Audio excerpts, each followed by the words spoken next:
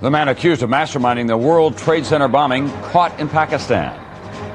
In the O.J. Simpson case, how is the defense doing on the crime scene? We'll have an analysis. And an NBC News investigation, Newt Inc., the financial empire of the newspaper.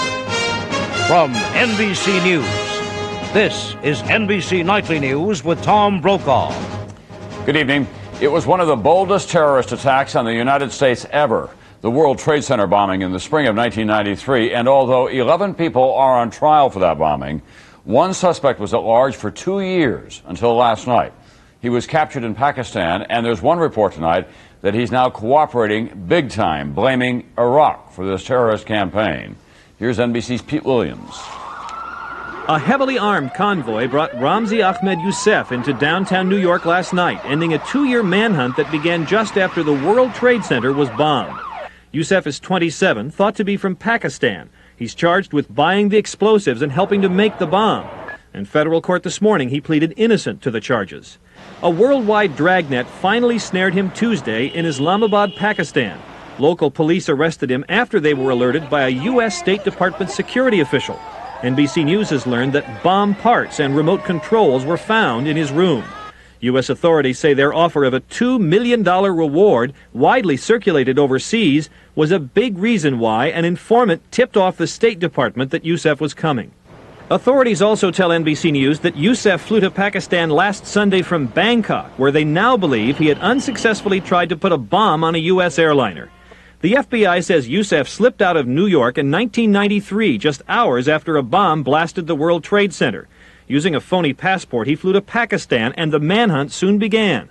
Police in Thailand thought he may have been involved in a plot to bomb the Israeli embassy in Bangkok in March of 1994, but he was never arrested. In June, he was reported to have been spotted in Baghdad, in Iraq. And then a month ago, as the Pope visited the Philippines, authorities say they raided an apartment Youssef was using in Manila, where they found maps of the Pope's route and bomb parts. President Clinton said Youssef's arrest is a sign of vigilance. This country is serious about combating terrorism.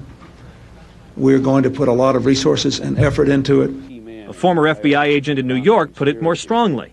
When we found out he had fled successfully, we were so disappointed we were almost physically sick. His arrest may finally help answer the big question in the World Trade Center bombing. Was it the work of some country or just a small band of fanatics? Pete Williams, NBC News, Washington. At the O.J. Simpson trial today, some gruesome pictures of the victims and a day-long defense effort about the crime scene.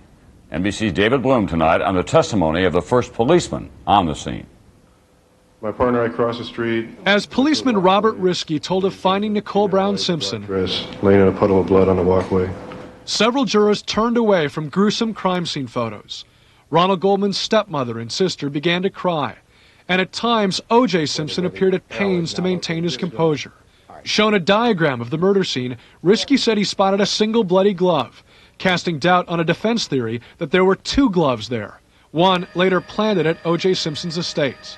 Risky testified he saw blood drops and bloody shoe prints, leading away from the victims toward a rear gate also covered with blood.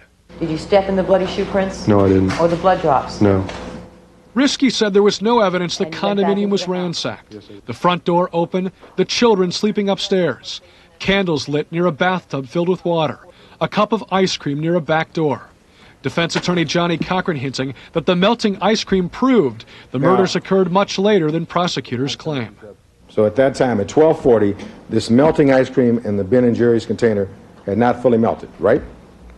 Not in my opinion, no. Also today, in a West Los Angeles courtroom, defense witness Mary Ann Gerchis pleaded innocent to unrelated fraud charges.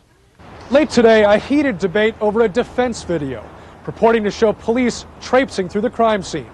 Prosecutors called it misleading, and Judge Ito said no to the tape. David Bloom, NBC News, Los Angeles. William Hodgman has now returned to the prosecution team, but he'll be working behind